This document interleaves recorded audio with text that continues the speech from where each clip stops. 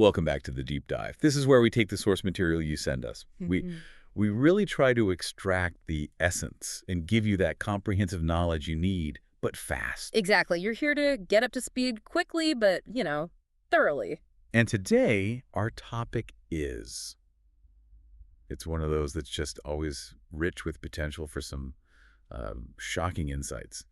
We're talking about the lives of ancient Egyptian pharaohs. It's a huge topic. I mean, it's steeped in grandeur, this massive scale, and of course, the mystique of divinity. Right. For thousands of years, the pharaohs have basically represented the ultimate form of absolute power. Exactly. Yeah. And the source you provided, the one that was supposed to shortcut us to all the important nuggets of knowledge, it promised to pull back the curtain on all that gold. To show the grit, as you said. Yeah, reveal the grit.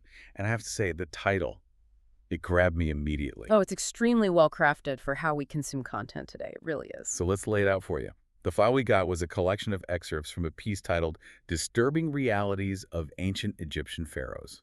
Okay. And the full title structure actually reads, The Disturbing Life of Pharaohs in Ancient Egypt, and then a vertical bar.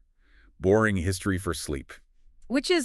That's a fascinating contradiction right there. Isn't it? It sets up this immediate tension. You're anticipating these sensational, unsettling truths. Yeah. But it's packaged with the promise of, well, a soporific delivery. It's like framing sensational content as white noise. So our mission was clear. We were going to extract those disturbing realities, those aha moments that just shatter the sanitized image of the God King. Right. We were looking for the cruelty, the disease, palace intrigue, the specifics. We're ready.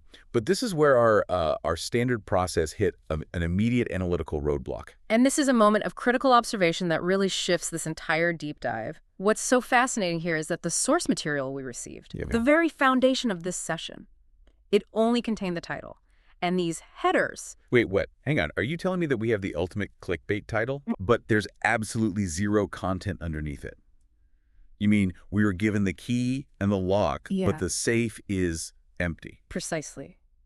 We have the powerful framing, the emotional hook, the promise of this dark, untold knowledge, the disturbing life of pharaohs. Okay. But the historical details, the specific facts, the actual evidence we need to analyze why these realities were disturbing, they're completely missing. This is genuinely the first time we've had total information clarity because there is no information. Right. So we can't do a deep dive into the facts of the pharaohs' lives because, well, the facts weren't delivered. So we pivot. We have to. We have to now perform a deep dive into the rhetorical power of the title itself. And this raises a really important question for you, the listener. What kind of deep, specific historical content does a title like The Disturbing Life of Pharaohs condition you to anticipate? Yeah. What unspoken assumptions about power, about humanity, is that title sort of leveraging? I think this is infinitely more interesting, actually. We're analyzing the expectation economy of knowledge. So let's start with the operative word here, disturbing. Ancient Egyptian history, at least the way it's popularly consumed, is all about monumental architecture. You know, the triumph of Akkad cosmic order. And flawless divine rule. Exactly. So to be disturbing, the missing content must have been designed to actively subvert that image. Absolutely. The material we would have anticipated, the content that would fulfill that promise of disturbing realities, it has to focus on the human and physical toll of maintaining that divine facade. Okay, so let's hypothesize. Let's talk about the specific nuggets that title was leading us toward. Okay, where do we start? Well, let's start with the human cost of absolute power. Pharaohs built these pyramids, these monuments that required just astronomical amounts of labor. Right, and the popular image is often of, skilled, well-compensated workers. But the disturbing reality, which a source like this would have definitely exploited, lies in the sheer scale of that centralized control, the endemic physical hardship. I think we'd also anticipate specific details on health. The kind of realities revealed by examining mummies, and not just the royalty, but of the masses they governed. Okay, like what? The anticipation is for facts about, say, widespread parasitic infections found in remains, or nutritional deficiencies that plagued the lower classes, the crushing reality of hard labor, or even just the sheer dental agony that nearly everyone suffered from because of the sand and grit in their grain. Yeah. These are the mundane biological disturbances of life under a centralized God King.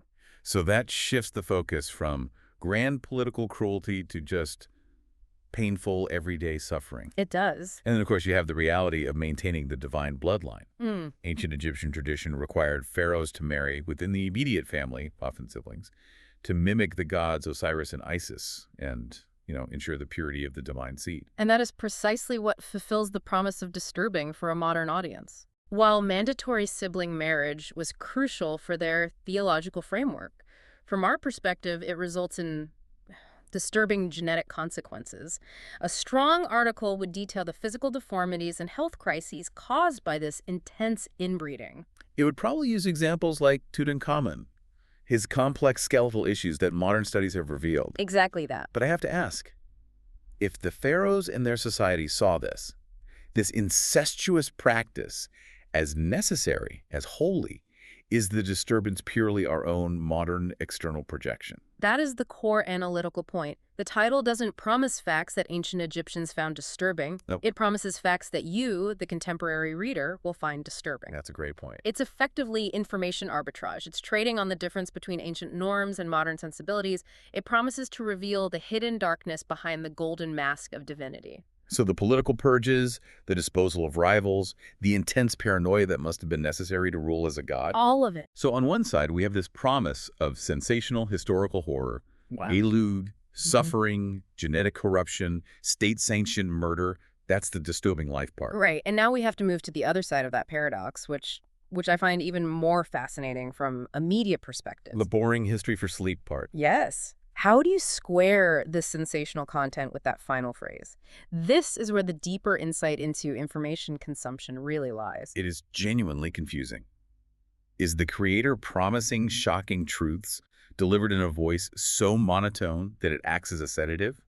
Or is this, a commentary on how we consume knowledge in the modern age? I believe it's a brilliant meta-commentary, and it speaks directly to our target audience, people who want to be well-informed but are dealing with content saturation. Oh.